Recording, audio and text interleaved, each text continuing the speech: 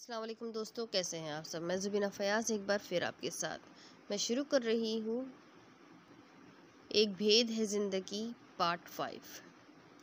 छुट्टी का दिन था। खुशगवार सी धूप घर के दरो दीवार पे उतरी हुई थी। काशिफ और लाइबा लॉन में एक दूसरे के पीछे भाग रहे थे। इनके पास ही सैफ कुर्सी पर आंखें मूंदे पड़ा हुआ था। लाइबा भागते भागते शरारत से सैफ के पास आ गई तो वो आंखें खोलकर उसे देखने लगा। अंकल, भाई मुझे मारेगा। वो उसकी गोद में छिपने लगी। क्यों भाई मारेगा? मैंने भाई के बाल खींचे हैं ना। वो मासूमी से अपना कारनामा बताने लगी तो सैफ ने उसे गोद में बिठा लिया। शैतान की खाला, शरारत करती हो? सैफ ने प्यार से उसके गाल चूमे। इतने में काशिफ भी उधर आ गया। अंकल, लाइबा गंदी है, उसे उतार दे आप। वो नरूठेपन से गोया हुआ तो सैफ ने उसे भी अपने पास बिठा लिया। नहीं बेटा, बहन है, ऐसे नहीं कहते, उसने सहूलत से टोका। काशिफ फौरन ही भूल भाल गया। अंकल, कहीं आउटिंग पर चले ना। सैर तफरी का तो वो दीवाना था। बड़े मज़े से आइडिया दिया। ठीक है, चलते हैं, मगर पहले मैं चेंज कर लूँ। ठीक है अंकल। काशिफ बेतरह से खुश हुआ। समाना अखबार पकड़े लॉन की तरफ ही आ रही थी। उसने सैफ का आखिरी जुमला सुना था और सैफ मंजर से हटा तो उसने काशिफ से पूछा, तुम्हारे अंकल कहाँ जा रहे हैं? खाला, मैं और लाइबा अंकल सैफ के साथ बाहर घूमने फिरने जा रहे हैं। तुम दोनों कहीं भी इनके साथ नहीं जाओगे, वो सख्ती से बोली तो इनके चेहरे उतर गए। क्यों खाला? लाइबा ने सवाल किया। बस मैंने कह दिया ना, तुम कहीं भी नहीं जाओगे अकेले उनके साथ। मगर अब अंकल तैयार होने गए हैं, हम उनसे क्या कहेंगे? काशिफ ने बड़े पते की बात कही थी। ठीक है, मैं भी आप लोगों के साथ चलती हूँ। वो वहीं से मुड़ी और जूते पहनने चली गई। सैफ अंकल, खाला भी हमारे साथ चलेगी, ये इतला काशिफ ने उसे दी थी। वाकई तुम्हारी खाला भी जा रही है? वो खुशगवार हैरत से दो चार हुआ। हाँ, कह रही थी हम अकेले आपके साथ कहीं भी नहीं जाएंगे। उन्हें गुस्सा आ गया था, इसलिए उन्होंने कहा मैं भी आपके साथ चलती हूँ। काशिफ बच्चा था, मसलियत को ना समझते हुए जू का तू उसे सब कुछ अंकल को बता दिया। दर हकीकत उसे सैफ अंकल बहुत अच्छे लगते थे और जिस तरह खाला ने गुस्सा किया था वो उसे बिल्कुल भी अच्छा नहीं लगा था। अपने तय उसने सैफ अंकल का साथ दिया था। बच्चों के सामने सैफ ने अपने तासुरात छुपा लिए। वो तैयार हो चुका था। काशिफ और लाइबा उसके दाएं बाएं खड़े थे जब समाना जूते पहनकर वापस चली आई। मैं भी आपके साथ जाऊंगी। बहुत रोज से आउटिंग का मूड हो रहा था। वो यूँ बोल रही थी जैसे जन्म जन्म की मिजाज आशना हो। सैफ अगर काशिफ की ज़बानी आगाह ना हो चुका होता तो बहुत खुश होता। मोहतरमा समाना, देखते हैं आपकी जहनी परवाज़ कहाँ तक है। वो दिल में उससे बोला वो दिल में बोला था। काशिफ और लाइबा भागकर गाड़ी में बैठ चुके थे। इनकी वापसी 2 घंटे बाद हुई थी। सैफ को तो बहुत भूख लग रही थी। वो बाहर खाने का आदी नहीं था। समाना ने काशिफ और लाइबा के साथ काफ़ी कुछ खा लिया था, इसलिए उसे तो भूख नहीं थी। आज कुलसुम भी मौजूद नहीं थी। वो सुबह सुबह छुट्टी लेकर हॉस्पिटल बेटी के पास गई थी, जिसके यहाँ बच्चे की विलादत मुतवक्का थी। वो किचन में घुस गया। समाना पानी पीने आई तो वो डबल रोटी और अंडे निकालकर काउंटर पर रख रहा था। लाख वो उसकी तरफ से खदशात का शिकार थी, मगर इस वक्त इसकी ये मसरूफियत इसे अच्छी नहीं लग रही थी। हटे, मैं बना देती हूँ, उसने ऑफ़र की तो सैफ ने बेयकीनी से उसकी सिम देखा। आज तो वो हैरान कर देने पर तुली हुई थी।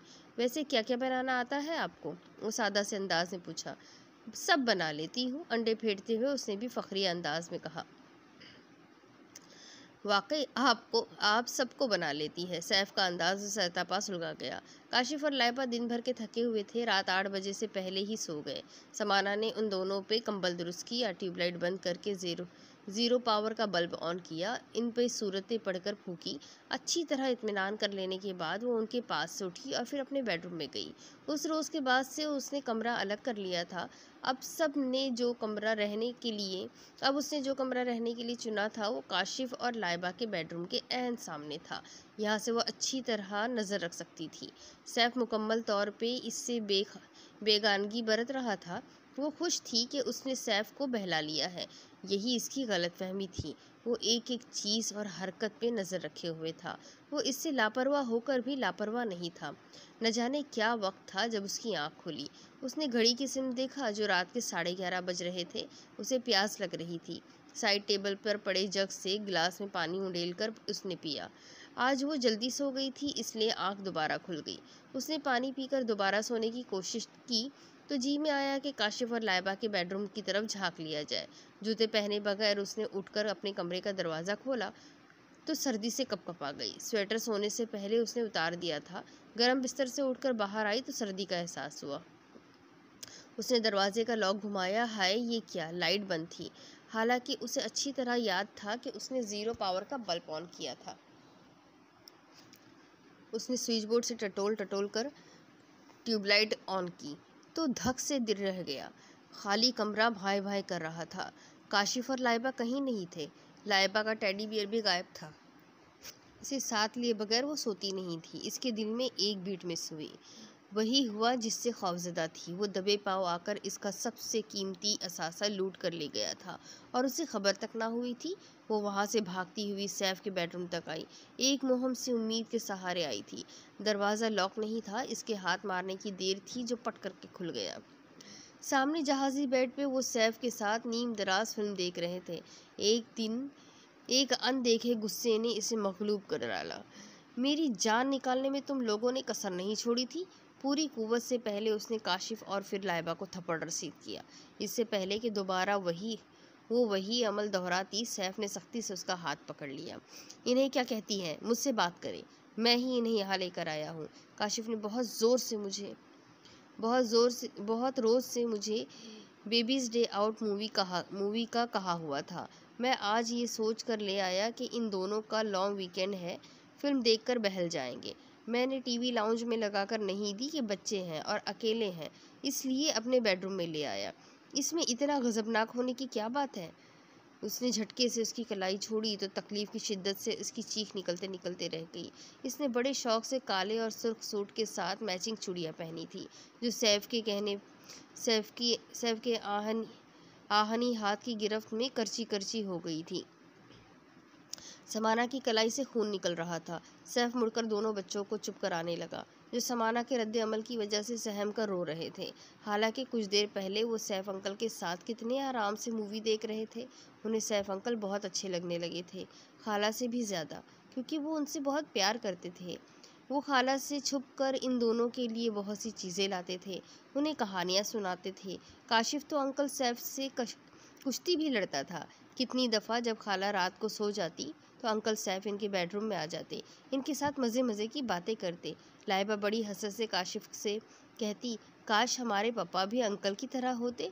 ये सैफ ने सुन लिया। लाइबा की ये बात नेज़े की अनी की तरह इसके दिल में तराजू हो गई थी।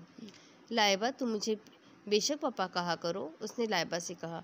नहीं अंकल, खाला जानी को पता चला तो गुस्सा करेंगी। हम आपको अंकल ही कहेंगे क्योंकि आप बहुत स्वीट है।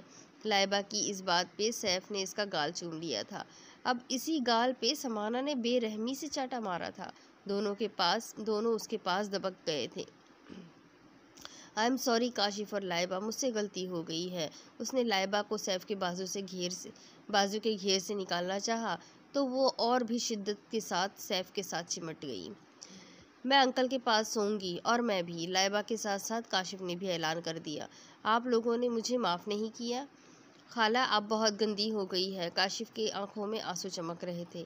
मेरी जान, मुझे माफ़ कर दो। उसने सैफ के सीने के साथ चिपके काशिफ को प्यार करना चाहा तो नाराज़गी के इजहार के तौर पर काशिफ ने मुंह फेर लिया। इसके सामने सैफ का चेहरा था। काशिफ सैफ के सीने से लिपटा और वो खुद इससे इतना करीब थी, ख्याल आते ही पीछे हो गई। देखो, मुझे माफ़ कर दो। मैं आज आप दोनों के पास सोऊंगी और सिंड्रेला की स्टोरी भी सुनाऊंगी। उसने लालच से काम निकालना चाहा। जी नहीं, हम सैफ अंकल के पास ही सोएंगे। वो दोनों यकआवाज़ होकर बोले तो वो बेबसी से इन दोनों को देखकर रह गई थी। फिर शायद काशिफ को इस पर तरस आ गया था। खाला, आप भी इधर ही सो जाइए, बहुत जगह है यहाँ। क्यों अंकल, खाला को माफ़ कर दे और इधर ही सोने दे। अब काशिफ ने सैफ को भी साथ ले लिया। ठीक है, वो आहिस्ता से बोला। खाला इधर आ जाए। काशिफ ने सैफ की दाई साइड पे इशारा किया। एक तरफ तो वो खुद थे।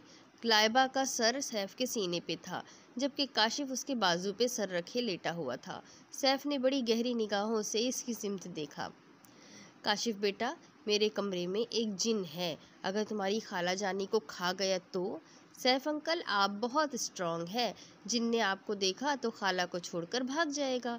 काशिफ ने इसके बाजू पे बड़े फ़खरिया अंदाज में हाथ फेरा था। सैफ को हंसी आ गई। मगर ये जिन भागने वाला नहीं, पकड़कर छोड़ता नहीं है।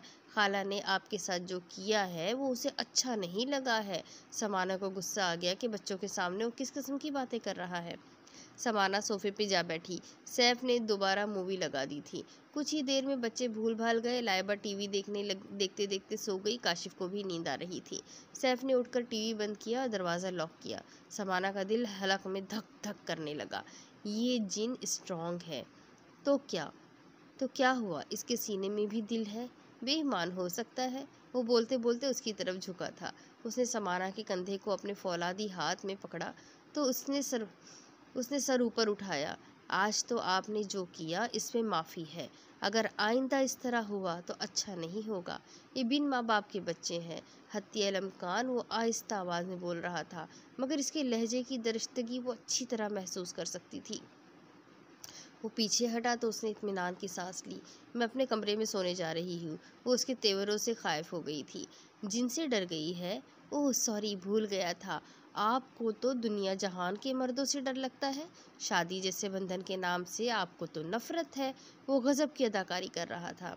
मुझ नाचीज़ को शौहर जैसे एजाज़ से क्यों नवाजा था? वो इस वक्त इसे यहाँ करीब देखकर बागी हो रहा था। काशिफ और लाइबा सो चुके थे, इसलिए उनकी तरफ से वो बेफिक्र था। हमारे दरमियान ये तय पाया था कि आइंदा इस मौजू पे कोई बात नहीं होगी। समाना ने उसे याद दिलाया। क्यों नहीं होगी बात?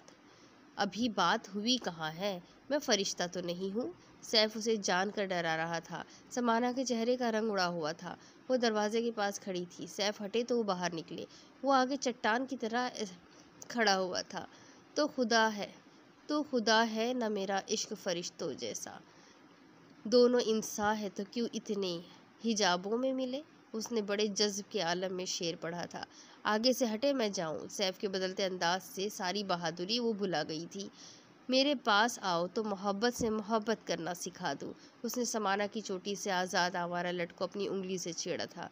तुम्हारी ये आंखें। उसने समाना की लरसती पलकों को गौर से देखा। वो सुन होकर रह गई थी। वो अभी तक इसके बारे में सोच रहा था। दीवार से टेक लगाए, आंखें बंद किए, वो अभी तक दिल की धमकन पट्टियों में महसूस कर रहा था।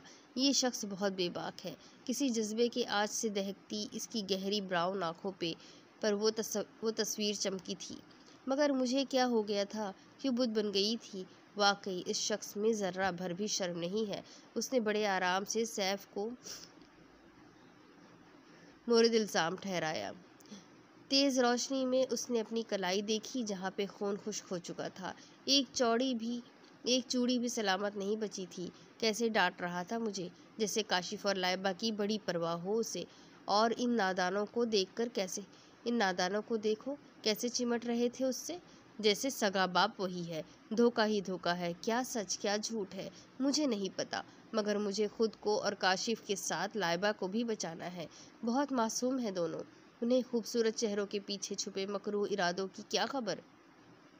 सोचते हुए वो हर दर्जा तल्ख हो रही थी। सुबह वो मामूल के मुताबिक काशिफ और लाइबा के लिए जल्दी उठी थी।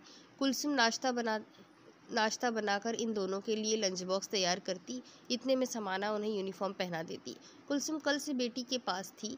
रात को भी समाना ने ही खाना बनाया था। वो मुंह हाथ धोकर किचन में आई तो हैरान रह गई। काशिफ और लाइबा डाइनिंग टेबल के साथ पड़ी चेयर्स पे बैठे नाश्ते के मुंतजिर थे और सैफ चूल्हे के आगे खड़ा ऑमलेट बनाने की कोशिश में था। गर्दन के गिर्द लिपटा तौलिया और गीला सरखुद बता रहा था कि वो बाथरूम से बरामद होने के बाद सीधा इधर आ गया है। खाला गुड मॉर्निंग, आज अंकल सैफ ही हमारे लिए नाश्ता बनाएंगे। पहले तो वो सैफ से अंकल सैफी के मुतखातिब पे चौंकी।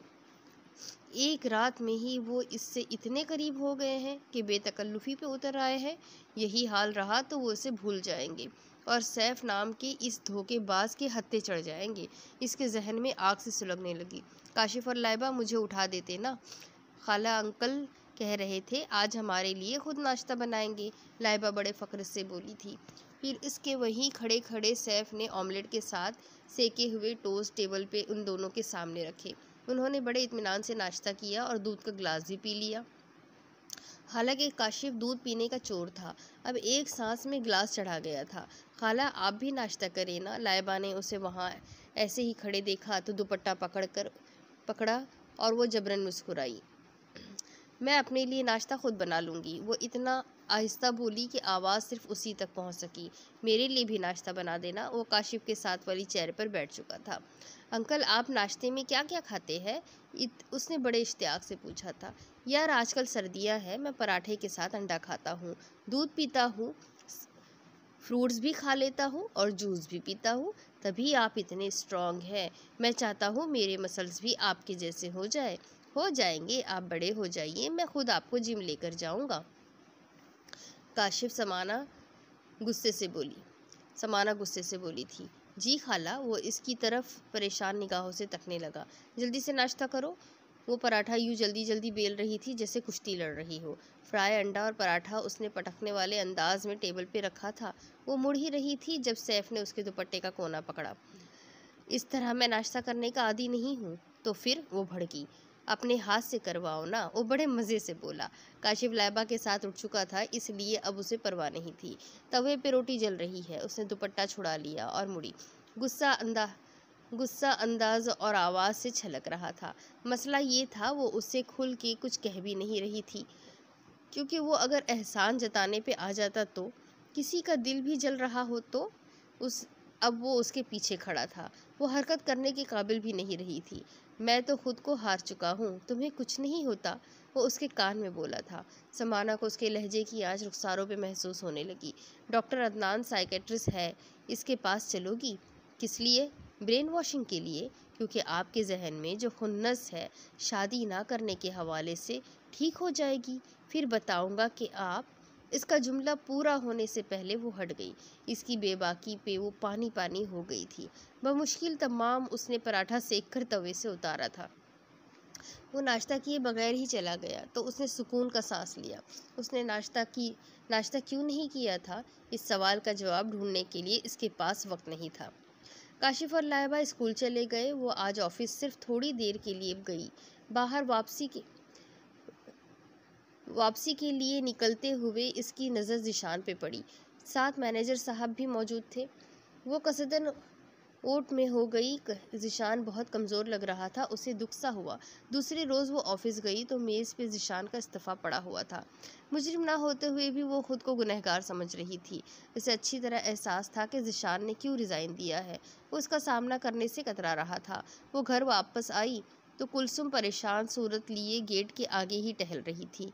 कुलसुम, काशिफ और लाइबा स्कूल से आ गए हैं? नहीं, वो अभी तक नहीं आए। क्या, अभी तक नहीं आए? छुट्टी हुए 1.5 घंटा हो चुका है। तुमने मुझे बताया क्यों नहीं? वो चीख पड़ी। मैं किचन में मसरूफ़ थी, वक्त गुजरने का एहसास ही नहीं हुआ। वैन वाले का फ़ोन आया कि गाड़ी ख़राब है और वर्कशॉप में है, मैं बच्चों को नहीं ला सकता। छोटे साहब का दोपहर में फ़ोन आया था तो मैंने उन्हें कह दिया, मगर वो बच्चों को लेकर अभी तक नहीं आए हैं। ओह गॉड, ये क्या हो गया? उसने वहीं से गाड़ी मोड़ी और उनके स्कूल जा पहुंची। स्कूल बंद था। गेट कीपर ने कहा कि बच्चे जा चुके हैं। किसके साथ गए हैं? उसने जो हुलिया बताया वो तो 100% सैफ पे पूरा उतरता था। उसने सैफ के सेल पर फ़ोन को ट्राई किया, मगर फ़ोन बंद था। उसकी आंखों में मारे वहशत के आंसू आ गए। इसी हालत में वो घर आई तो आगे सैफ की गाड़ी खड़ी थी। काशिफ और लाइबा भी साथ बैठे हुए थे। खाला जानी, हमने KFC खाया। हम KFC गए थे, फिर अंकल ने हमें आइसक्रीम भी खिलाई। लाइबा को मुतालिक इसकी परेशानी का एहसास नहीं था। उसका जी चाह रहा था कि दोनों का मुंह थप्पड़ों से लाल कर दे। उन्हें क्या पता थोड़ी सी देर में इस पे क्या गुजर गई थी। सैफ की मौजूदगी की वजह से वो अपने ख्याल को अमली जामा नहीं पहना सकी। असल में कुलसुम का फ़ोन आया तो मैं सीधा इनके स्कूल चला गया। वहाँ ये छुट्टी के बाद इंतज़ार में थे। मैंने उन्हें पिक किया तो कहने लगे कि KFC चलना है, सो इनकी फरमाइश पूरी की, इसलिए देर हो गई। सैफ ने मोतदिल अंदाज में वजाहत की, मगर इसका अंदरूनी गुस्सा कम होने में नहीं आ रहा था। आप इनकी आदत मत बिगाड़े, मुझे कल को मुश्किल होगी। मैं इनकी आदतें नहीं बिगाड़ रहा, ये इनकी रिक्वायरमेंट है। ये मोहब्बत को तरसे हुए हैं। अगरचा बज़ाहिर इनके साथ मेरा कोई खूनी रिश्ता नहीं है, मगर इनके लिए प्यार मेरे दिल में भी है। ये प्यारे बच्चे हैं, मेरे पास रहते हैं, मैं इनसे मानूस हो गया हूँ। सैफ को इसके जुमले से दिली रंज हुआ था।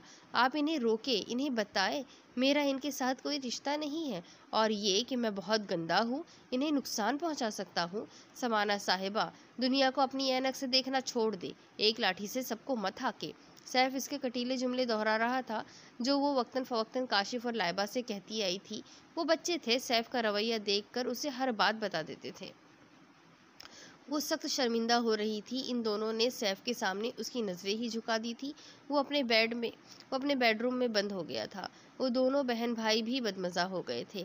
खाला हर मौके पर कोई ना कोई गड़बड़ कर देती है, ये ख्याल काशिफ का था, जो उसने लाइबा की समातों में सरगोशी के जरिए मुंतकिल किया था। समाना ने इसे तेज़ नज़रों से घूरा था।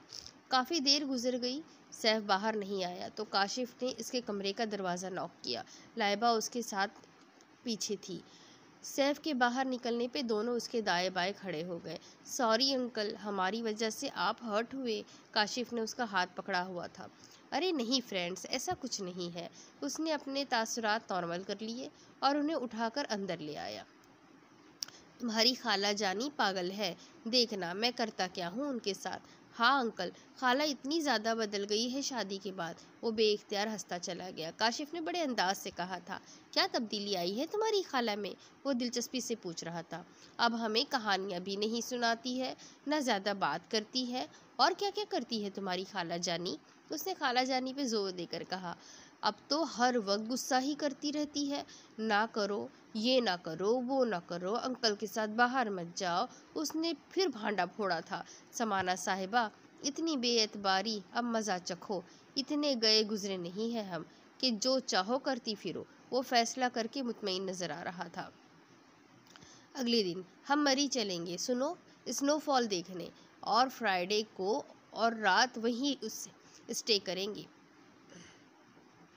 अंकल मैं भी जाऊंगा। हाँ, तुम दोनों मेरे साथ चलोगे, ये बात अपनी खाला को बता देना। वो तसव्वुर की आंख से उसकी झुंझलाहट से लुत्फानंदोज हो रहा था। तुम्हारे साथ तुम्हारे वाले तरीके से निपटूंगा। समाना के फरिश्तों को भी इसके ख्यालात की खबर नहीं थी, इसलिए काशिफ ने जुमा की शाम को जब उससे बताया कि वो अंकल के साथ मरी जा रहे हैं तो हस्बे तौका वो बिदक गई। अब वो उसे कुछ कह भी नहीं सकती थी, क्योंकि सैफ को जाकर वो बता देता। पहले ही इसका तासुर अच्छा नहीं था। अपने अंकल को जाकर कहो मैं भी जाऊंगी, मरती क्या ना करती। अपने खौफ के हाथों मजबूर वो जाने के लिए राजी हुई थी। काशिफ ने उसे जाकर बताया तो सैफ हंस पड़ा। वो हस्बे तौका जाल में आ रही थी। सैफ ने कुलसुम से पहले ही गर्म कपड़े कहकर पैक करवा दिए थे। काशिफ और लाइबा गर्म कपड़ों, स्वेटर, मोज़ों और ऊनी टोपियों में सर्दी से बेनियाज नजर आ रहे थे। वो गाड़ी स्टार्ट कर चुका था। समाना तेज तेज चलती पास आई। आप भी जा रही है? वो बड़े मज़े से हैरानगी का इजहार कर रहा था। मुझसे काशिफ ने कहा, खाला आप भी चले, हम मरी जा रहे हैं। साथ साथ वो काशिफ की तरफ देखती जा रही थी ताकि वो तायीद करे। सदशुक्र कि वो बाहर मगन था, वरना इसे शर्मिंदा करवा देता। सैफ को तो सूरत हाल का इल्म था, दिल में हंस पड़ा। हम रात को रुकेंगे, सोच ले। ठीक है, उसने सर से जैसे बला उतारी थी। वहाँ आपकी नहीं हमारी चलेगी, ये बात याद रखिएगा। वो उसकी आंखों में देख रहा था। समाना ने तवज्जो ही नहीं दी थी। शाम हो रही थी जब गाड़ी इस्लामाबाद की हदूद से निकली। सैफ बच्चों के साथ बच्चा बना हुआ था। सारे रास्ते शोर, हल्ला गुल्ला, कह कहे शरारतें करता रहा। सूरज बहुत जल्दी डूब गया था। समाना इसकी ड्राइविंग का अंदाज देखकर दहल रही थी। एक दो बार उसने टोका भी, गाड़ी आहिस्ता चलाइए। वो मज़े से सुनी अनसुनी करके गुनगुनाता रहा। इसे जितनी सूरतें याद थी उसने सब पढ़ डाली थी। इस वक्त इसने सुकून का सांस लिया जब गाड़ी रोककर सैफ नीचे उतरा। सैफ के दोस्त का मरी में अपना कॉटेज था। वो खुद मुल्क से बाहर होता था। यहाँ चौकीदार और उसकी बीवी रहते थे, या अगर इसका कोई रिश्तेदार आता तो क़याम करता। सैफ ने इसे पहले ही फ़ोन करके बता दिया था। चौकीदार की बीवी ने इसके लिए कमरे तैयार कर दिए थे। समाना ने गर्म कमरे में पहुंचकर इत्मीनान सा महसूस किया। अंदर आतिशदान में लकड़ियाँ जल रही थी। चौकीदार की बीवी ने सबसे पहले उन्हें गरम गरम चाय पेश की। बाहर बर्फबारी के साथ बारिश भी शुरू हो गई थी। समाना स्वेटर, मोजे और ऊनी शॉल लेने के बावजूद कपकपा रही थी। सैफ, काशिफ और लाइबा के सोने के बाद बाहर चला गया था। खाना खाने के बाद समाना इन दोनों के पास लेट गई। अजनबी के एहसास ने अजनबी जगह के एहसास ने नींद तक छीन ली थी। वो यूं ही आंखें मूंदे पड़ी थी कि बाहर होने वाले खटके ने इसे चौंका दिया। वो उठकर बैठ गई। अब कुछ गिरने की आवाज़ आई तो उसने पाँव बेड से लटकाकर जूते पहने। शॉल इसने पहले से ही अच्छी तरह लपटी हुई थी। डरते डरते उसने दरवाज़ा खोला तो ज़िंदगी में पहली बार उसे सैफ की गैर जिम्मेदारी पे बेपनाह गुस्सा आया। वो इन्हें अजनबी जगह, अजनबी लोगों के बीच छोड़कर जाने कहाँ चला गया था। बाहर वसी सहन में सर्द और दीवार के दरख्त कतार दर कतार नजर आ रहे थे। दूर कोने में 2 कमरे बने हुए थे। पूरे घर की लाइट्स ऑन थी। इसे खौफ ने लर्जा दिया था। यहाँ इस जगह कोई इन्हें मार कर गहरी खाई में फेंक देता तो। इस दहशतनाक ख्याल ने जैसे इसका खून तक खुश्क कर दिया। हल्की हल्की बारिश हो रही थी। उसने पलट कर देखा, कमरे का दरवाज़ा बंद नजर आ रहा था। वो उन्हीं कदमों पलटी और दरवाजे से झाँका। सैफ अंदर मौजूद था और गीली जैकेट उतार रहा था। शायद वो अभी अभी आया था। समाना को हैरत हुई, जाने वो किस रास्ते से आया था। आप हमें अकेला छोड़कर कहाँ गायब हो गए थे? वो चाहने के बावजूद लहजे की तलखी और खौफ पे काबू नहीं रख सकी थी। क्यों, क्या हुआ? क्या गजब का तजाहुल आरिफाना था। वो भिन्ना गई। यहाँ कोई हमें मार कर फेंक दे तो किसी को पता न चले। वाकई किसी को क्या पता चलेगा। ये कॉटेज आबादी से दूर बना हुआ है। चौकीदार और उसकी बीवी गहरी नींद सो चुके हैं। यहाँ कोई नहीं है, बस मैं और तुम हो। सैफ का लहजा बहुत सर्द था। उसकी रीढ़ की हड्डी तक सनसना उठी। वो जैकेट उतारकर उसकी तरफ पलटा था। तुम लोगों को जान से मार डालूं तो किसी को पता भी नहीं चलेगा। समाना की रूह फना हो गई। वो उसके पास आ गया था। इन आँखों को चूमने की हसरत तो नहीं रहनी चाहिए। क्यों, क्या ख्याल है? सैफ उसके करीब हुआ तो उसने बेइख्तियार अपनी आँखों पर हाथ रख लिए। नहीं, आप ऐसा नहीं कर सकते। क्यों? मैं ऐसा क्यों नहीं कर सकता? मैं बहुत बुरा इंसान हूँ, तुम्हारी सोच से भी ज़्यादा। इसलिए तो तुम्हें यहाँ ले आया हूँ कि अपने जुर्म का सबूत ही ना छोड़ूं। सैफ के दोनों हाथ उसके दाएं बाएं दीवार पे टिक गए थे। वो इसके चेहरे की तरफ झुका तो समाना की सांसें सीने में ही अटक गई थी। वो सहमी चिड़िया की मानिंद थर-थर काँप रही थी। मौत इसके सर पे नाच रही थी। वो इस वक्त को कोस रही थी जब उसके साथ यहाँ तक आई थी। ये मक्कार इंसान इसे मारकर बच्चों को भी कत्ल कर देता और फिर वापस चला जाता। किसी को क्या पता चलता था। मौत के खौफ ने इसकी आंखों को समंदर बना दिया था, मगर वो इस धोखेबाज से रहम की भीख मांगना नहीं चाहती थी। तुम इस वक्त मेरे कब्जे में हो। जो चाहो करो, जो चाहूँ मैं करूँ। मौत का खौफ बड़े बड़े बहादुरों का पत्ता पानी कर देता है, जिसे तुम आम हालात में कुर्बत गवारा नहीं करती। मगर अब वो इसे बाजुओं में जकड़े इसका मजाक उड़ा रहा था। अब डर नहीं लग रहा है? हालांकि तुमने तो कहा था कि मुझे छूना मत, मेरे करीब मत आना। उसने उसे छोड़ दिया तो वो तड़प कर उसकी गिरफ्त से निकली। सैफ जोर जोर से हंस रहा था।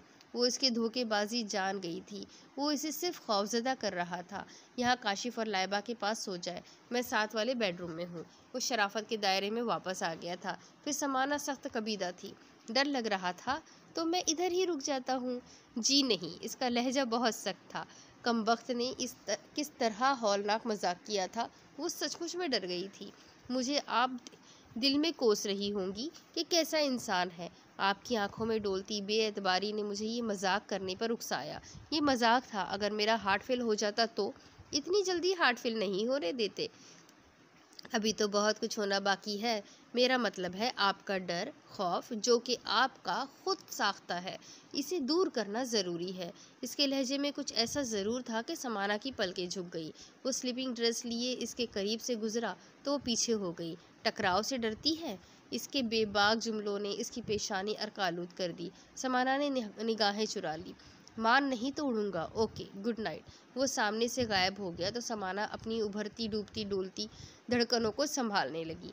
ड्रेसिंग टेबल के आईने में इसे अपनी शबीह नज़र आ रही थी। सैफ की गुस्ताखियों का लम्स अभी भी महसूस हो रहा था। वो अंदर के शोर से डर गई थी। शादी से महज 1 रोज़ पहले ज़ीशान ने जो कुछ आकर कहा था, वो सारी बातें इसके जहन में ताज़ा हो गई थी।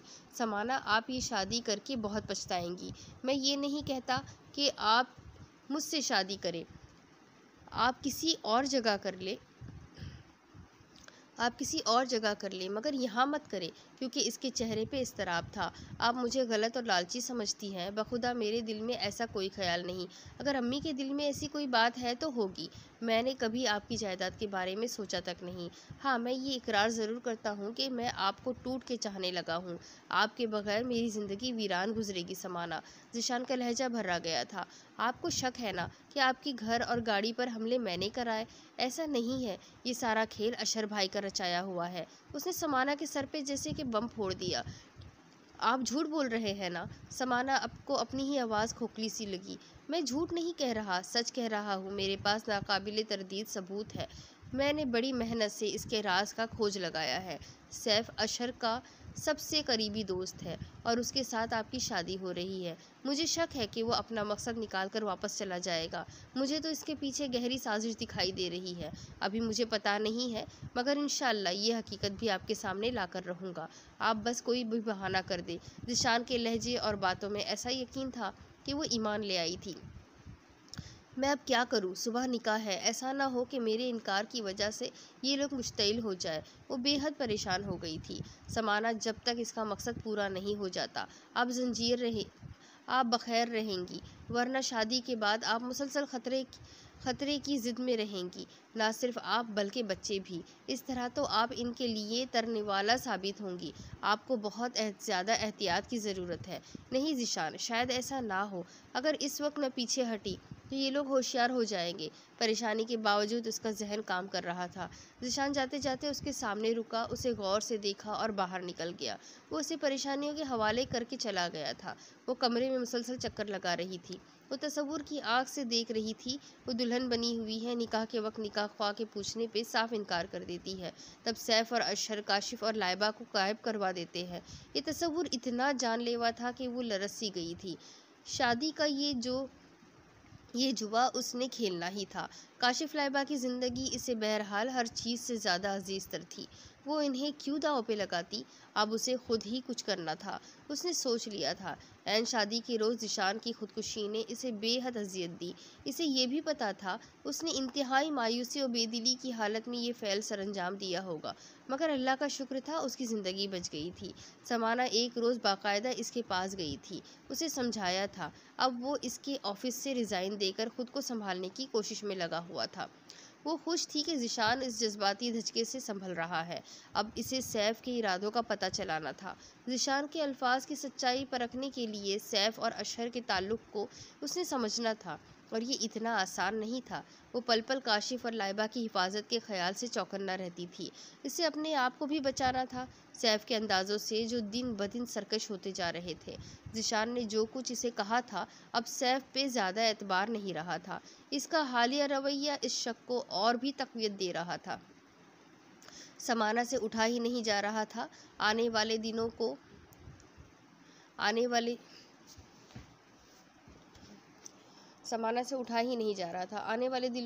की परेशानी के एहसास से इसकी तबीयत ख़राब हो गई थी।